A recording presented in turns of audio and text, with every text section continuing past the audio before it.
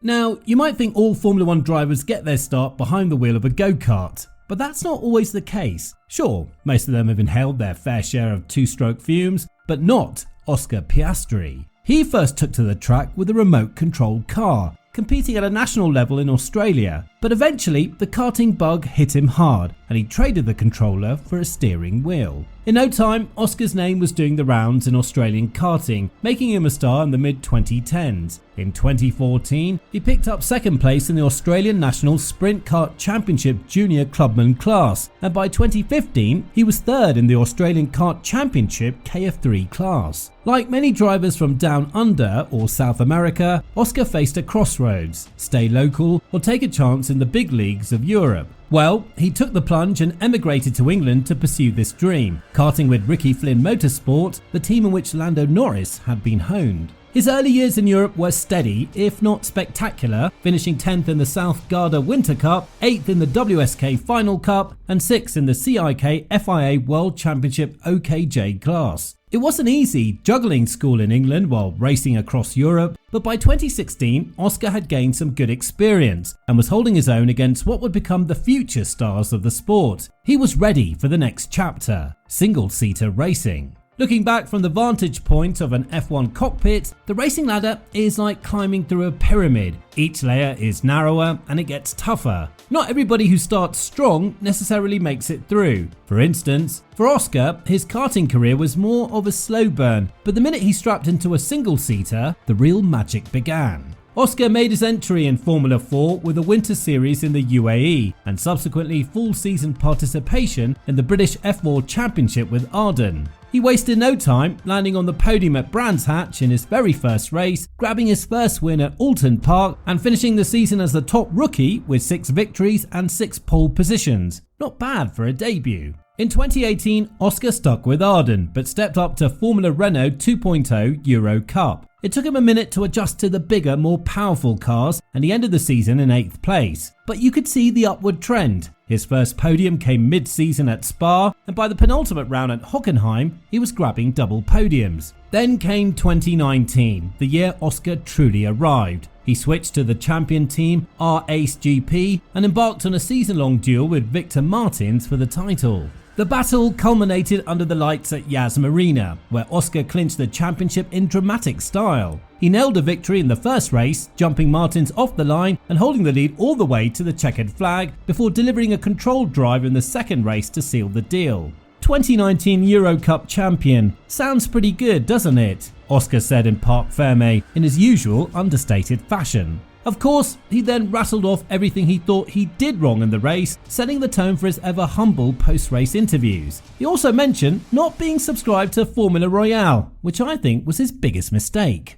In 2019, Oscar stood on the podium 11 times out of 19 races, with 7 wins, 5 pole positions and 6 fastest laps. His performance caught the eye of Prema Power Team, earning him a seat in the 2020 FIA Formula 3 Championship. It was a busy year for Oscar. He also joined the Alpine Academy and secured Grand Prix winner Mark Webber as his manager. His sights were clearly set on Formula 1. But 2020 didn't unfold as anyone expected thanks to COVID-19. The F3 season was trimmed down to 18 races across 9 events at 7 European tracks. If his Euro Cup win had been close, F3 was going to be even tighter. Oscar's season started with a bang, literally, after a first corner scuffle in Austria, but he still came out on top with the win. That pretty much summed up his year. Only 2 victories, but enough consistency to take the title. The championship went down to the wire in Mugello, with Oscar leading by 8 points over teammate Logan Sargent and Theo Pourchaire still in the mix. A 5-place grid penalty and a rough qualifying session saw him start 16th in the final race, level on points with Sargent and just 9 ahead of Pourchaire. Sargent's hopes crashed, literally at turn 2, while Oscar kept his cool, threading his way to P7 and securing the championship by just 3 points. And in true Oscar style, his first words over the radio: commiserations for Sargent.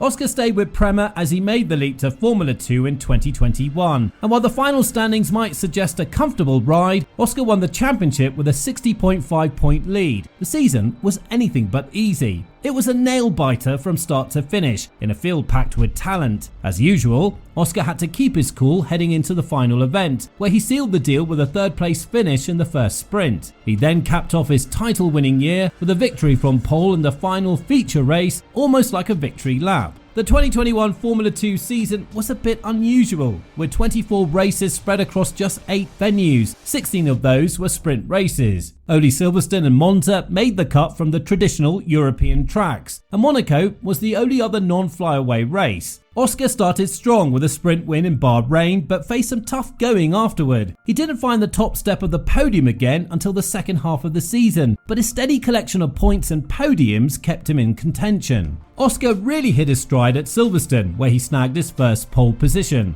After that, it was like a switch flipped. He took every pole position for the rest of the season, and he also went to win the last 4 feature races, plus another sprint win at the brand new Jeddah Corniche circuit. By the time the season ended, Oscar's junior racing career was nothing short of legendary. He became one of only 6 drivers to win GP2 Formula 2 as a rookie, joining an elite group that includes Nico Rosberg, Lewis Hamilton and George Russell. He's also one of 5 to pull off the GP3 F3, GP2 F2 double in back-to-back seasons. But Oscar stands alone in one major stat, winning the Euro Cup, F3 and F2 titles in consecutive years. It was clear that Oscar's next stop was Formula 1, but like many rising stars, he had to spend some time in the waiting room. While some F2 champions head to Super Formula or sports cars, Oscar spent 2022 as Alpine's official reserve driver, while also staying in McLaren's reserve pool. After securing his spot as a McLaren driver for 2023, Oscar spent the tail end of 2022 getting some private testing in the MCL 35M before making his public debut in Papaya at the postseason test in Yas Marina.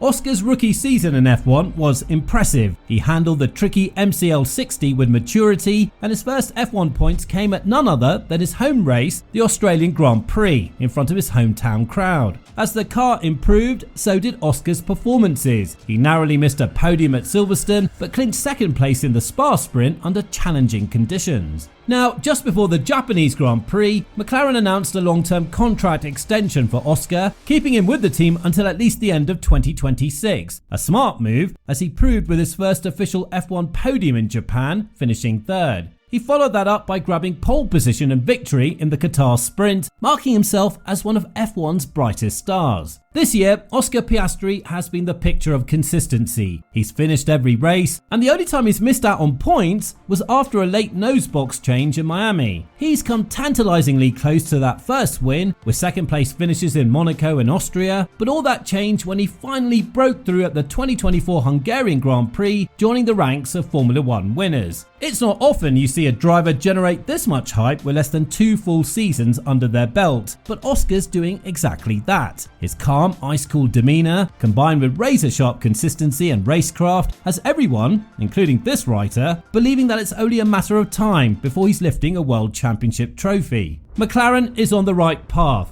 And while Piastri and Norris currently share equal status within the team, it's clear that Oscar has the makings of someone a team can eventually build around. The fact that he's already showing such skill against Norris in just his second year is impressive in its own right. Take Monza for example. His pass there was on the edge. Bold but fair. It required intricate, high-pressure judgment, the kind only the best can pull off. It's moments like these that show Oscar has that ruthless streak all the greats have. Think Schumacher or Alonso. Now, there's been some speculation about why McLaren hasn't imposed team orders, and it might just be because Norris hasn't displayed the same killer instinct. Meanwhile, Oscar's young F1 career is rapidly gaining momentum, and the expectations placed on him are high. But if his short time at the top level has shown anything, it's that Piastri thrives under pressure, and he's only getting better. So, who do you think deserves to be the number 1 at McLaren? Let us know in the comments, and don't forget to subscribe to Formula Royale for the best F1 content. Thanks for watching, and we'll see you next time.